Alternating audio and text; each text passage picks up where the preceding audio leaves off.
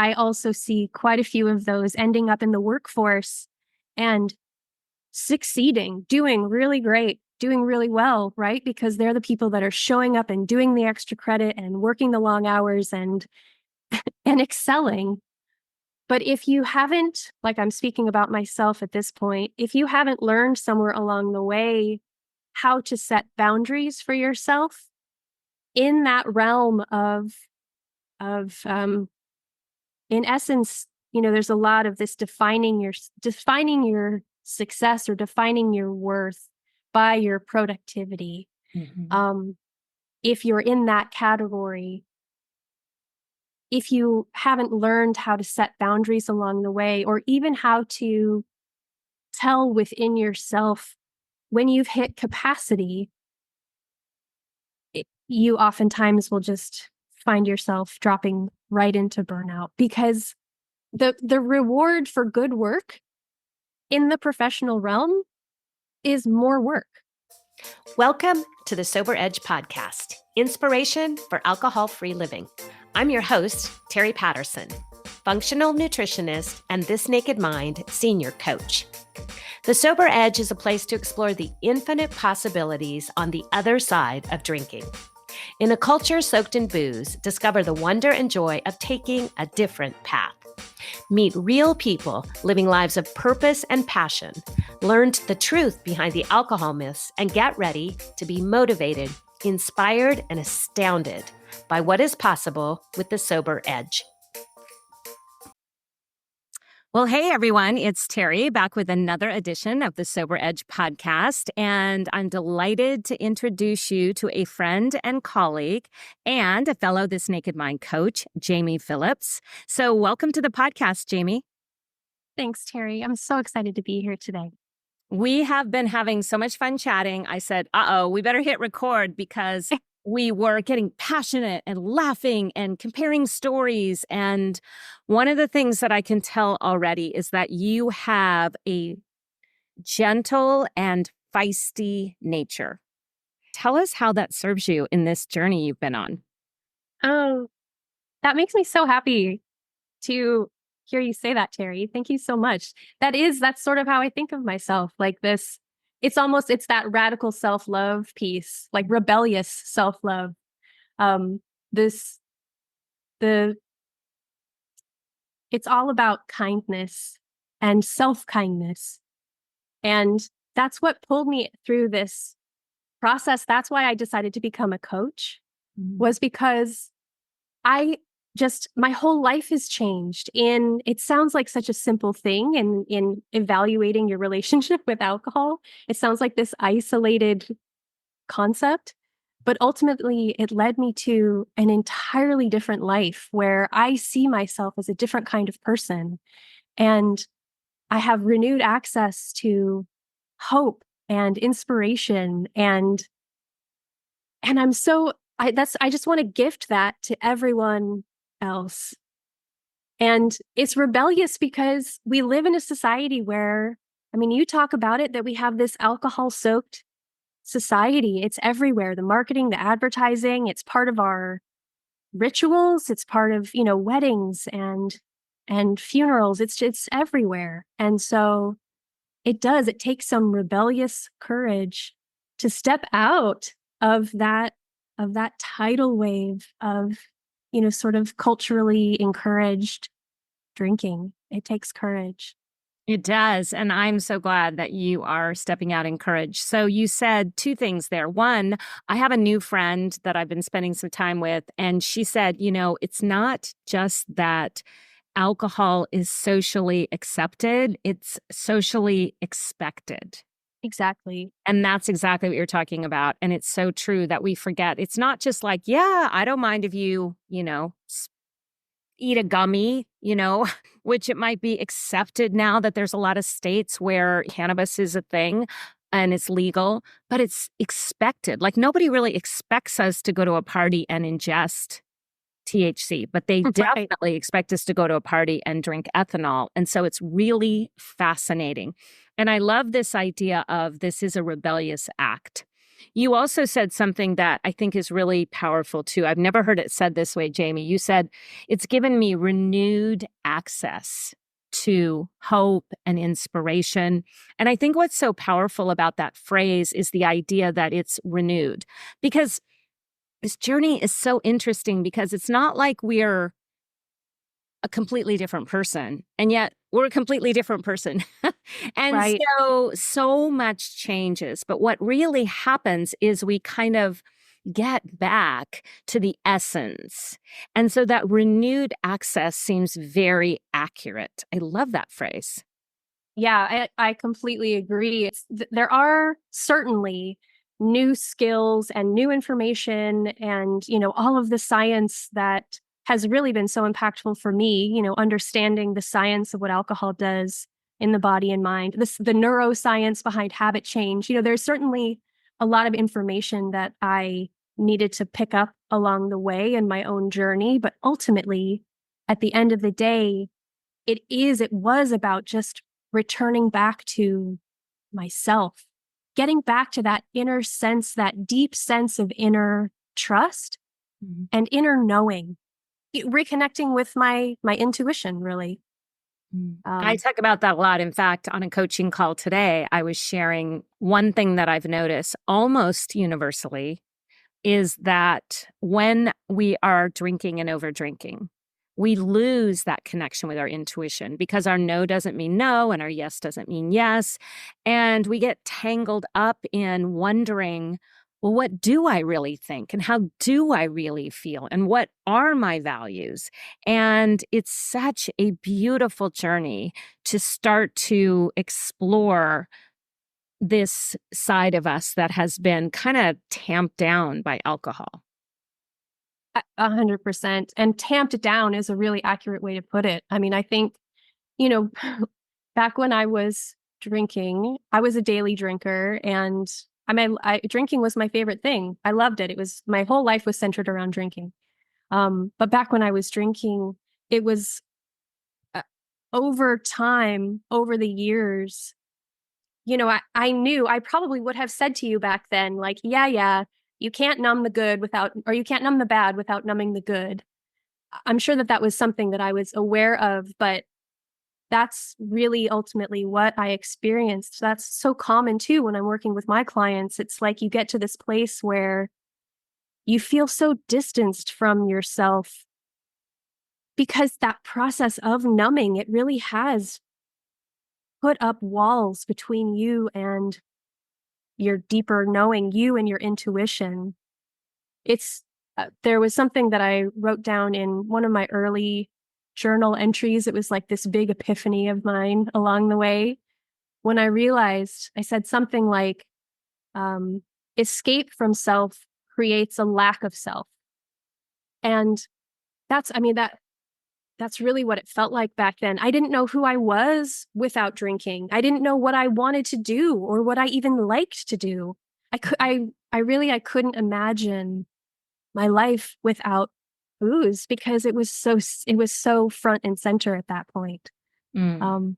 So, and I hear that as a really common sentiment with the folks that I'm working with as well. Just that sense of like not being able to imagine a life without drinking, let alone a beautiful, fulfilling life without drinking. The picture always looks so bleak, and it sounds like deprivation and this fear of missing out comes in. And, it's really, you can't necessarily imagine it at the time. And you also can't really tell somebody that. I mean, there's an element of needing to experience it, I think. Although I wish that you could. I wish that I could just take this knowledge out of my own mind and just plunk it into everyone else's, just how good it feels on the other side. Yes. Oh my gosh. I agree with all of that. And I thank you for saying drinking was my favorite thing, because I think that sometimes looking from the outside, people will say, well, it's not like I don't enjoy it or I don't enjoy it as much, but it's still a big thing. And so I must not be drinking it. It must not really be a problem. Like we spend a lot of time justifying our level of drinking. And for you to say drinking was my favorite thing, like, I think it was my favorite thing for a long time too. And it really was. And the other thing you said that I think is really powerful and reminds me of my own story is this idea of kind of running away. I think that, when we're using alcohol because life is hard, or maybe we feel a little lost and we feel disconnected from the way we thought the story was going to go. And then we drink. We then are not sure how to get back in the driver's seat. And so I think when we run away by using alcohol, we're not just running away from our problems, but we're really running away from our life. Absolutely. And there's that's the switch that flips, I think. We all start drinking for whatever reason, typically because it's fun, or because everyone else is doing it, or because it's marketed to us as this thing that will make our lives better. We all start drinking for whatever reason we do, but then at some point, if and potentially when it shifts into a different position where, that point where you actually start giving alcohol a job to do. Like in my 20s, probably the job that I gave alcohol was probably helping me lubricate a little bit of that social anxiety or social awkwardness.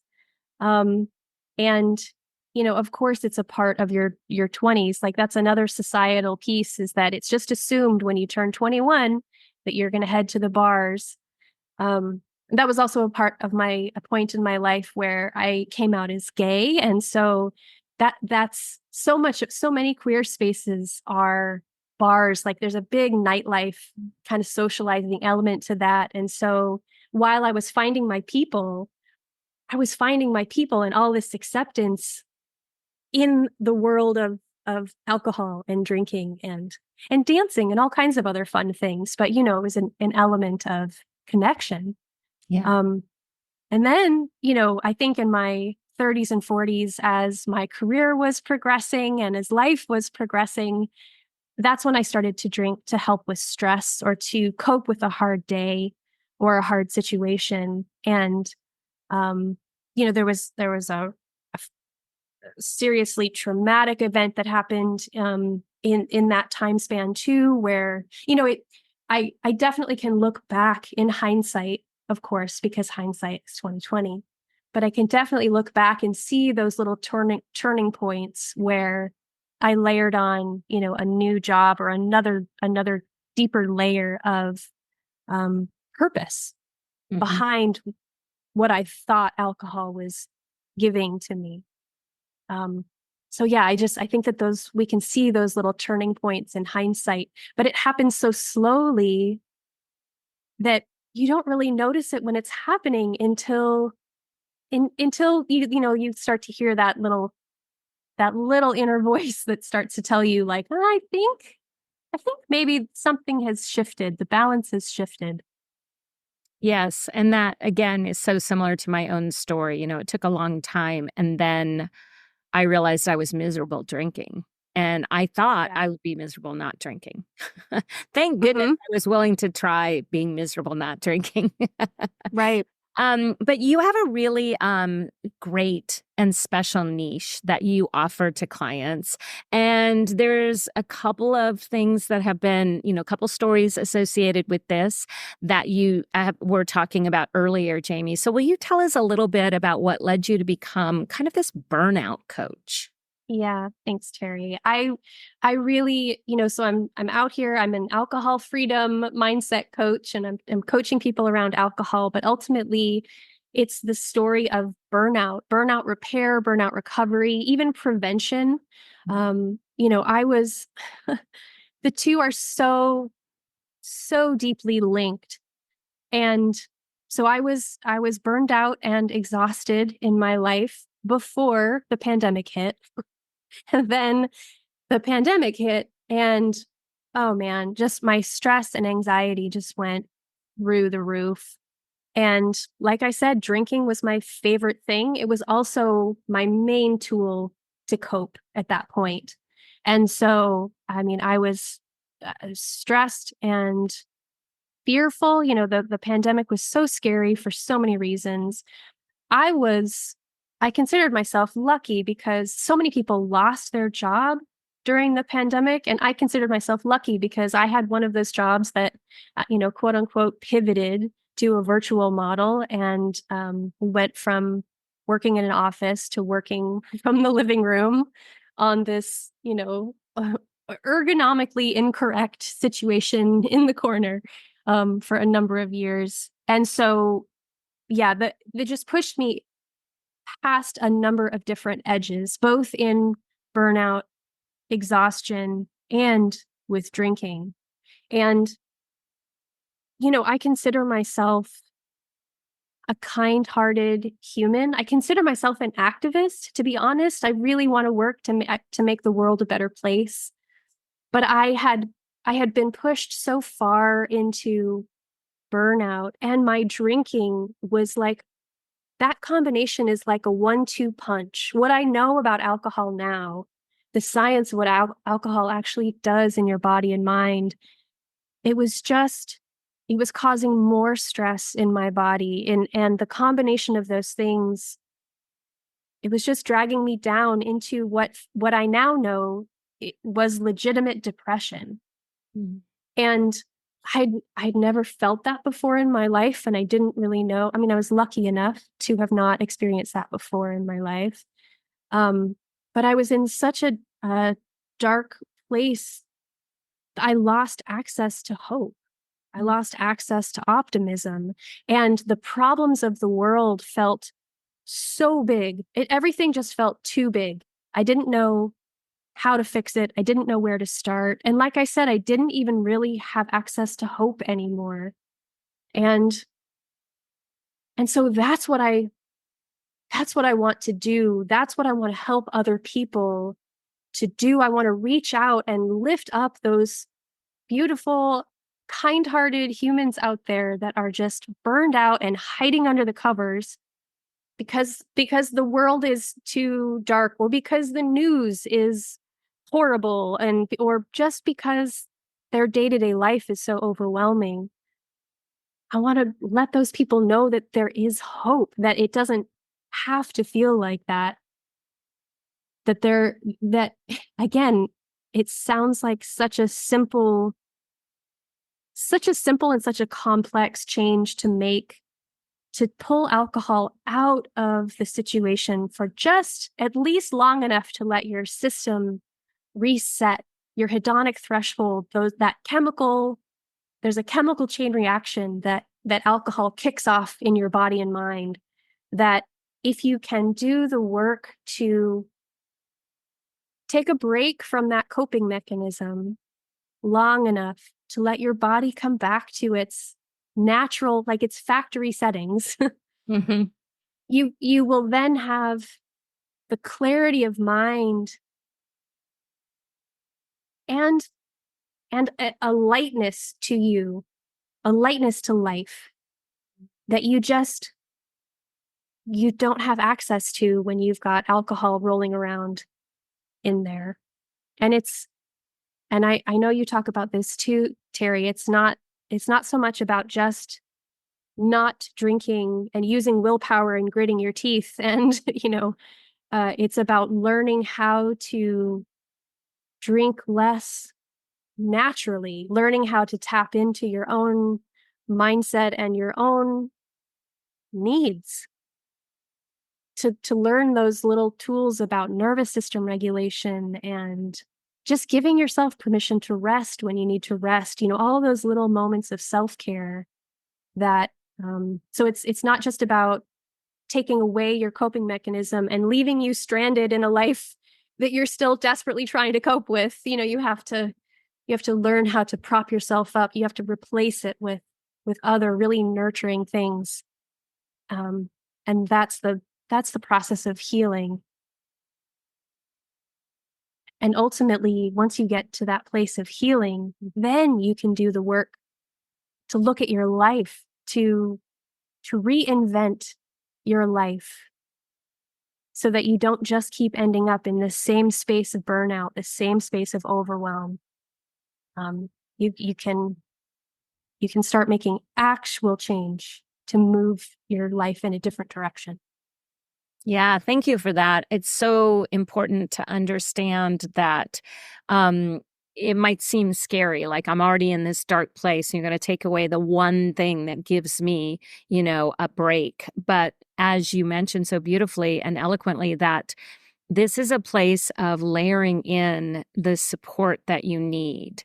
And it is a process. And ultimately, that is where the healing comes from. So, will you help my listeners understand, how do we know if we're in burnout? What are the signs we want to look for? Because, it seems like everybody today is on an antidepressant or an anti-anxiety medicine. And sometimes I wonder if there's a burnout component, happening, and it's sort of misdiagnosed, and we go to see our doctor and suddenly we're on a prescription medication. And now we have less actual information of what's happening in the body and brain because we've added another layer of, we're now further removed from what's really going on. So tell us maybe how you define burnout and then what we might take a look for. Absolutely. And I'm so glad that you said that too. That was part of my story as well. I was, during the pandemic, I went to my doctor and I was prescribed an anxiety medication. And not to say that that was the wrong decision, but to your point, we're in this interesting place right now because burnout is so rampant, but it's also become a little bit of a buzzword. So it is hard to know when you're legitimately in burnout and when you might have something else legitimately going on that a doctor needs to maybe support you with. I would say the best thing to do is really to go to a doctor to get some help to make sure, first of all, that something isn't legitimately wrong, because some of the symptoms of burnout can come from things like a thyroid that's imbalanced that might be making you more tired. But I guess the short answer to your question is burnout, it comes from long-term, unmitigated stress. The body has a natural stress cycle. Your body is built to handle stress. That's why we have that fight or flight mechanism. When something stressful happens, your body jumps into action and your brain and other parts of your body kick out cortisol and adrenaline to get your muscles ready, to get your heart pumping so that you've got blood going into the right places, so that you have the capacity to fight, flight, or freeze, I guess. So there's this natural stress response in the body that has served us really well from an evolutionary perspective. But an important part of that stress cycle is that once you come up into that stressed, activated state, eventually you're supposed to come back down. You're supposed to close that cycle to let your system reset, rebalance. So what happened to me during the pandemic was that because of the stress from work, because of the stress from life, because of the stress on my system from drinking alcohol, I was living in fight or flight. I was never giving my system a chance to actually come back to that resting point, to recover and reset. And what that means is that your adrenal system gets overtaxed and exhausted, and that means that it's not functioning properly, and it can start to affect your sleep and your mental focus and your clarity, and all of these symptoms, again, unmitigated, start to stack on top of themselves. And the loss of interest, the loss of hope, the loss of the feeling of actual agency in your life, you just kind of shift into this autopilot of survival, getting through the day. And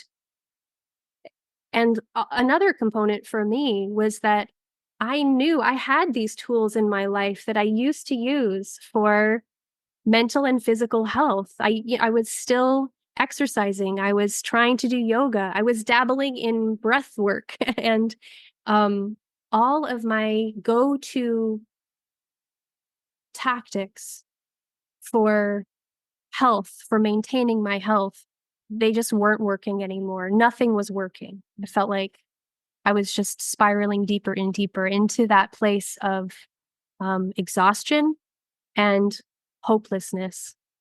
It really is it's a hard place to be in, because even if you know the things that you could do to change your life, to make your job better or different, your relationship, your living situation, you may know what it is that you could do to make things different, but you just don't have the access to you don't have the capacity for the planning and the execution. And also, sometimes there's that fear. For me, there was the fear of, if I do change jobs, what if that next job is worse? The known evil kind of experience, where it's so scary to do anything. The discomfort of your life becomes a comfort zone of its own in a twisted way. I think that's, a lot of people that end up over drinking. That is something I think they could relate to. So I have been fortunate to not experience burnout or depression. So I am going to just ask this in a very layperson way. But what is the first step? So you go to your doctor and find out if there's something else happening, and there may be some supportive medication, like you mentioned, thyroid, or something else that might be going on that some support would help. Certainly I think of like nutrition, like let's start eating better so that our body has nutrients to actually fuel some of the repair that needs to happen. But when people are feeling like trapped because they don't know how to take the first step, Yeah. what can they do? Yeah. And I love that you brought up nutrition. That's one of the first questions when somebody comes to me, a new client comes to me, the first question, or one of the first questions I ask them is just tell me about your day. Tell me what an average day for you looks like, just so that I can get a sense of, are they eating good food? Are they drinking any water? We are all so dehydrated. Just even drinking more water can be helpful. If you think about, so if your question is, where do you start when you're in that place of overwhelm and exhaustion? And you start in the smallest possible way. You start by, like I just said, making sure that you're drinking water during the day, making sure that you are finding a way to get healthy food into your body. And just even taking 3 minutes throughout the day to close your eyes and take a few deep breaths.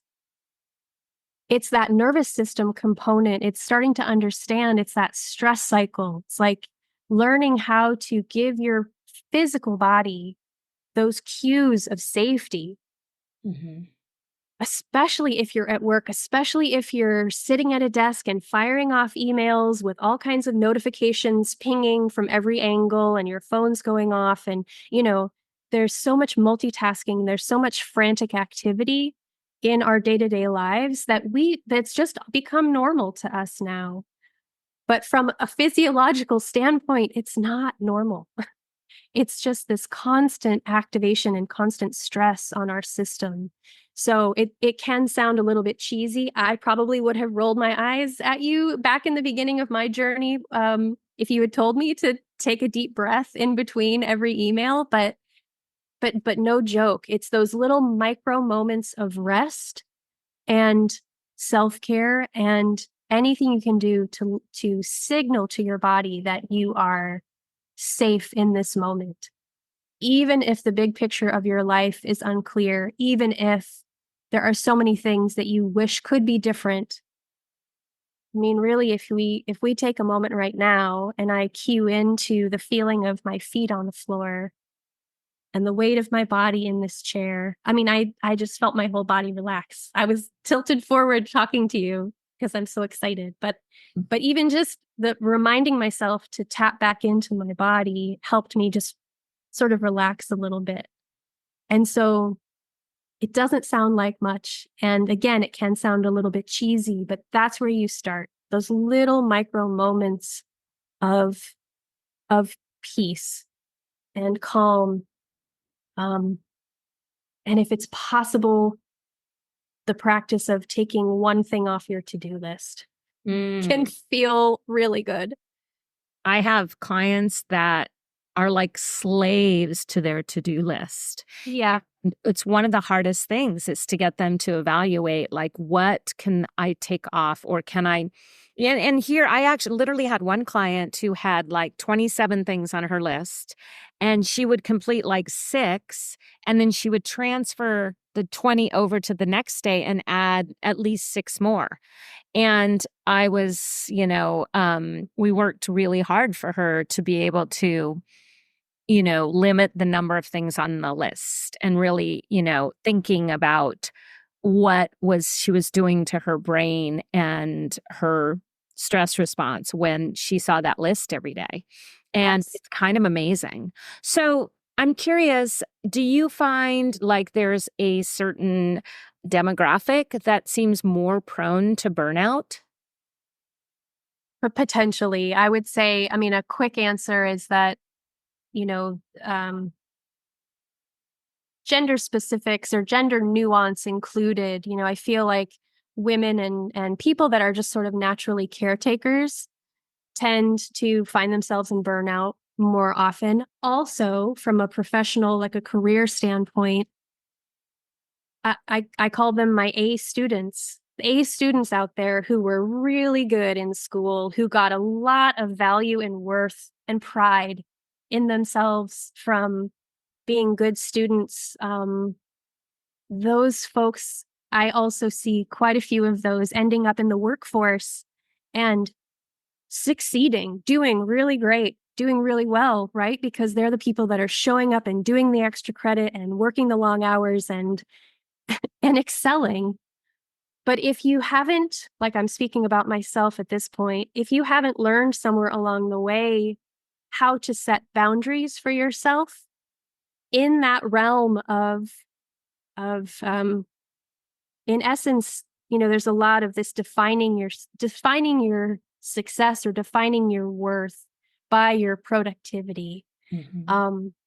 If you're in that category, if you haven't learned how to set boundaries along the way, or even how to tell within yourself when you've hit capacity, you oftentimes will just find yourself dropping right into burnout, because the reward for good work in the professional realm is more work. So so if that I don't know, are you familiar with the efficiency myth? Oh, no. There's Oliver Berkman is one of my favorite authors, and he talks about the efficiency myth, and he says specifically that in this scenario, in work, take the example of emails. If you become so efficient at responding to emails, and you have that practice of, you're trying to reach inbox 0, you're trying to clear out your inbox before you do the next thing or before the end of the day, that's just it's impossible, because what happens when you get really good and really efficient at responding to emails? You get them all out of your inbox, and then they all come back because other people are just going to do the same, and they're responding to whatever your response is. And so the reward for sending emails is more emails. And I think that to-do list component, I feel like that's something that was part of my life, something that I still need to work to have awareness of in my life now, because there's always so many things that we could be doing or should be doing on any given day, in any given moment, not only just professionally, but personally, doctor's appointments, taking care of our family, going grocery shopping, let alone the books that we want to read and the yoga class that we want to go to on Saturday. And, we can have these expectations for ourselves in life. We can even if the to-do list is mental, we could have this list of things that we feel like we should be doing or we want to be doing. And there's a point of reality that needs to come into the picture. Your to-do list is potentially defying the laws of physics. There's not enough hours in the day. Exactly.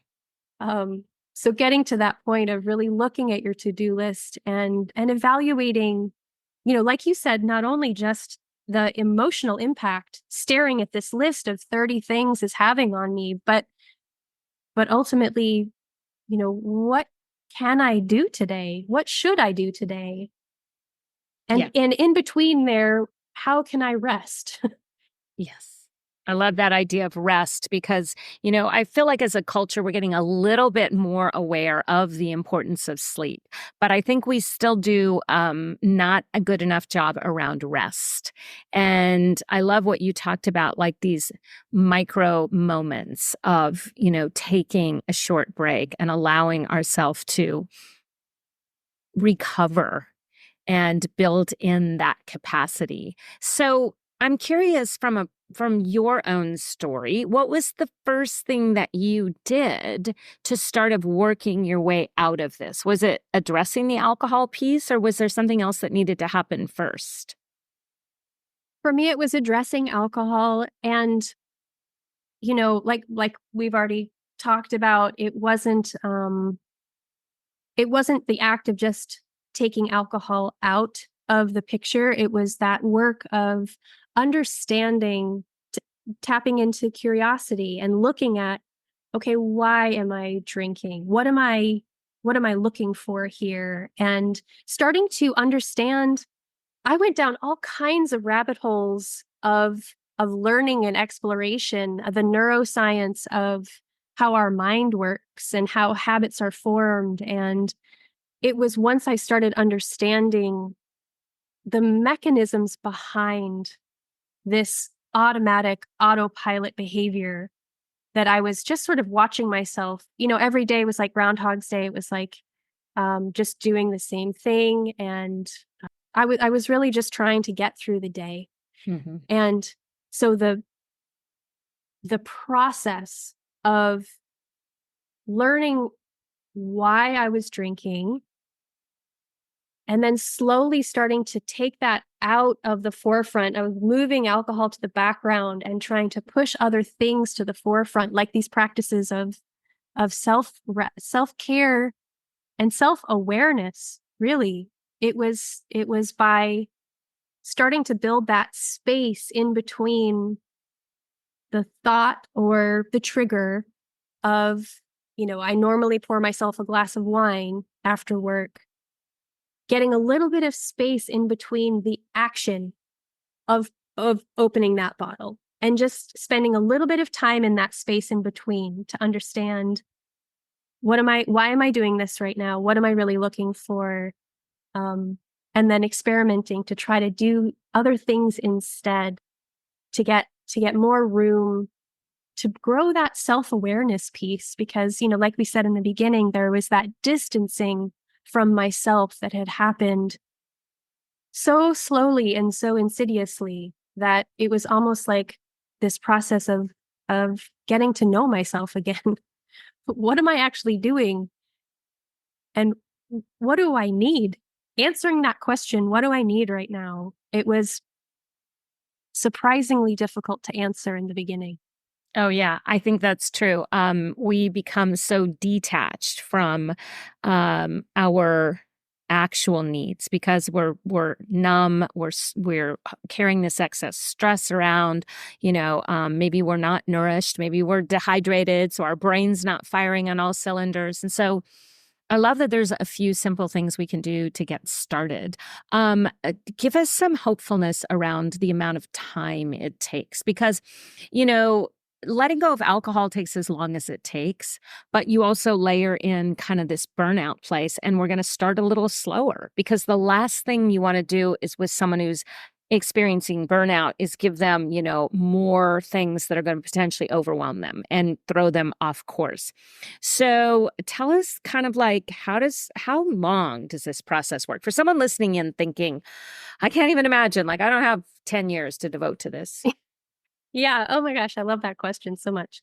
So absolutely. When someone's in that place of burnout and exhaustion, and even if it's not legitimately burnout, even if you're just at a point in your life where you've just, you just want things to be better. You just want to feel better. Absolutely. That's not the time and place to layer on a whole bunch of other tasks to that to-do list. That's probably overwhelming.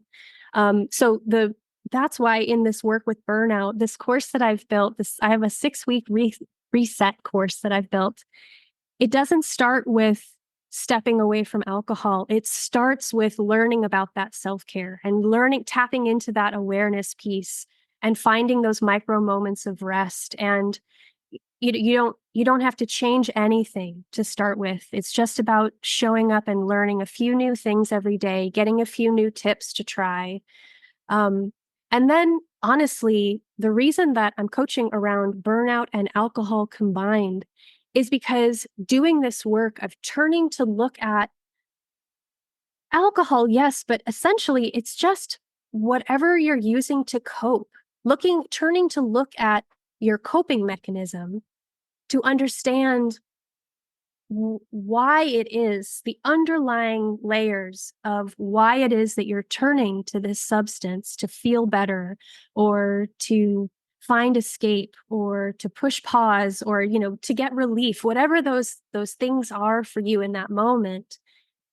That is a shortcut to burnout recovery. It's the fast track to burnout recovery because all of those reasons why you're reaching for alcohol, that's our map. Those are the direct red arrows pointing at the areas of your life that are out of balance or those areas that need more attention.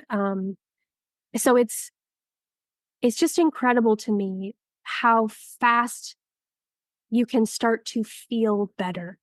And to your point, the work with alcohol is different for everybody. That timeline varies.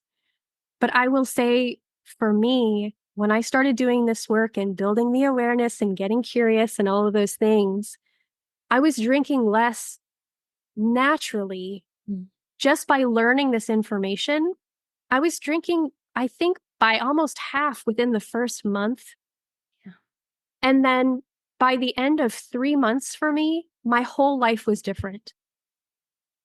And that's not to say that that will happen for everyone, but it's to say that that's possible.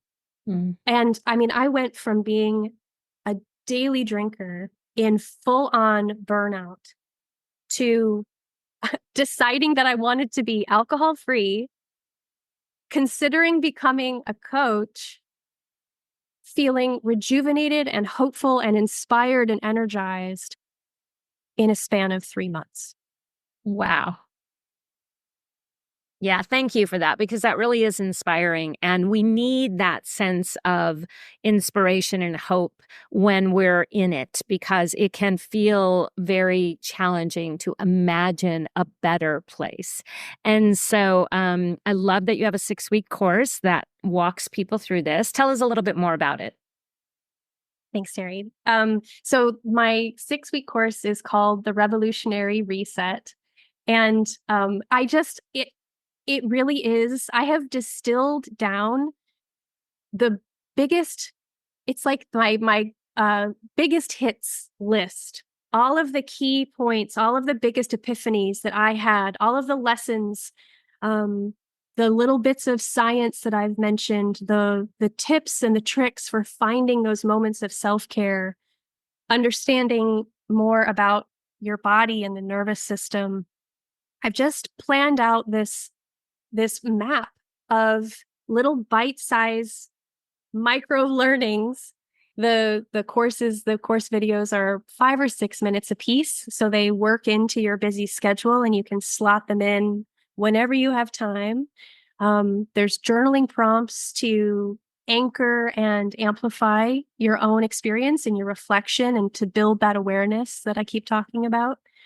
And it's built so there's 2 weeks of learning and reflection, and then you're given the option to take a 30-day break from alcohol. And I lead you through that step by step. And that 30 days, that's the window that I was talking about, that reset component where your body will come back to your baseline standard. And that's not to say that everything will be fixed at that point, but just to say that you will feel differently at that point, and you'll have clarity of mind, and you may be sleeping better at that point. I mean, you'll start to actually feel the benefits of giving your body that much rest and that much That's time really away. powerful. And I'm so glad that that's a part of it, because I do think that I often talk to clients, the difference between drinking less and not drinking is the whole difference.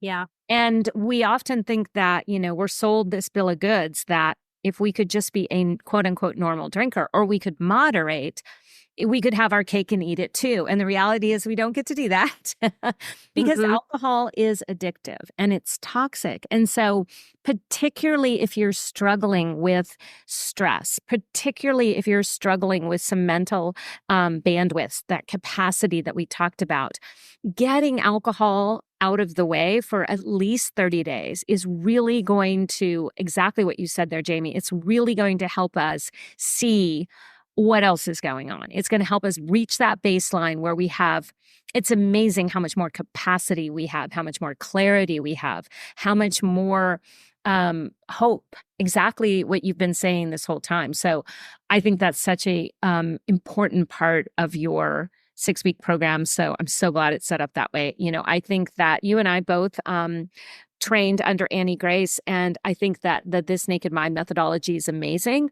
But I think sometimes we lose the plot when we walk clients through the pause where we quit trying to quit.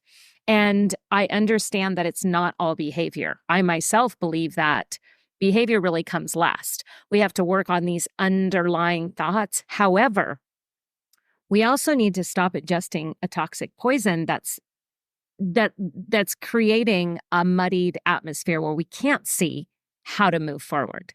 So I think that over time, the longer I do this work, the more I'm becoming, the nuances are fading a little bit for me. And I'm starting to really double down on helping clients access that reset.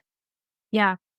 I couldn't agree more. And it's that not only clarity of mind, because literally you have gotten the toxins of alcohol out of your system, but also that clarity of experience in your own body, because alcohol, it stays in our system for so long, and it could be causing all kinds of little ripple effects. Alcohol causes inflammation. Alcohol causes, it touches every single system in our body. So even just getting the clarity of your existence without that toxic substance getting in the way, you could actually uncover some clarity about some other, health issues you might be experiencing, that you just can't get if you're reintroducing this toxin into your system. Even if it's just a little bit, even if it's just once a week, you're starting that whole cycle all over again. Getting that clarity is so helpful. Yeah, people miss out. They miss that important part of it because it feels like, well, many people drink once a week and it's not a problem. But the thing is, we have to get it all the way out so that we can really evaluate.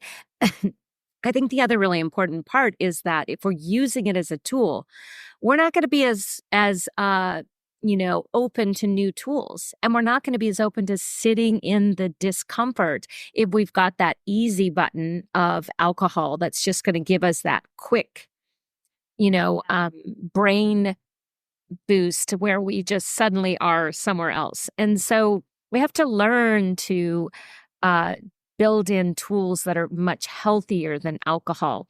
I have a friend who recently said, it's kind of like if you are married and you're having an affair and you go to marriage counseling because you want to fix your marriage. But you're still seeing your mistress or your lover just once a month, just once a week. And, it doesn't really mean as much, and it's okay to just moderate. And that sounds ridiculous, right? And yet that's exactly what we're doing with alcohol. We're giving it a pass and we're allowing it to stay in the picture. And that really does inhibit our ability to grow and change in the ways that are most important. And to really get back to that beautiful thing that we were talking about, Jamie, that you articulate so beautifully, that place where we are in touch with the inside.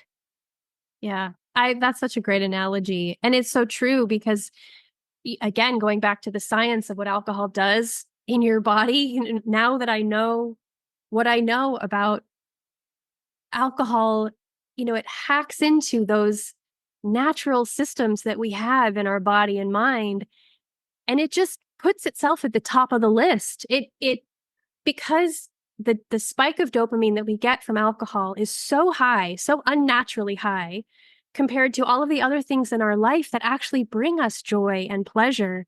The spike of dopamine is so high that our mind actually turns down the volume. It's like turning down the volume so the speakers don't blow. Alcohol turns down the volume. And that means that if you keep reintroducing these little bits, these high spikes of dopamine, yeah, of course, nothing else is going to compare because nothing else has that unnaturally high spike, and your mind has turned down the volume. So all these other little things don't even register. There's just like these little blips on the chart. So your analogy is so perfect because it's not until you really get that alcohol out of the picture, let your system reset, that you can find the joy, you can feel the joy and the comfort in all of the beautiful things that your life has to offer. Yes.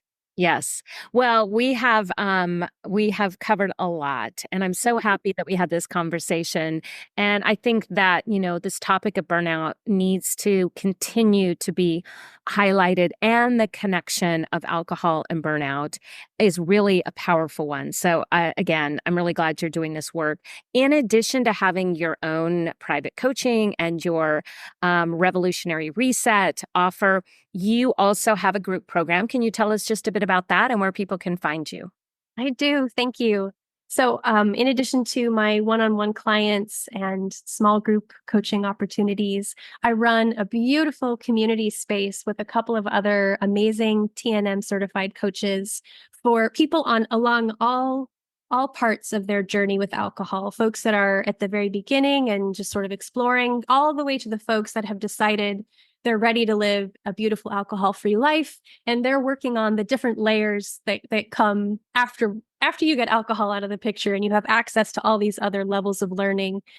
So we have different spaces in there, and that space. So my website is jamiephillips.coach.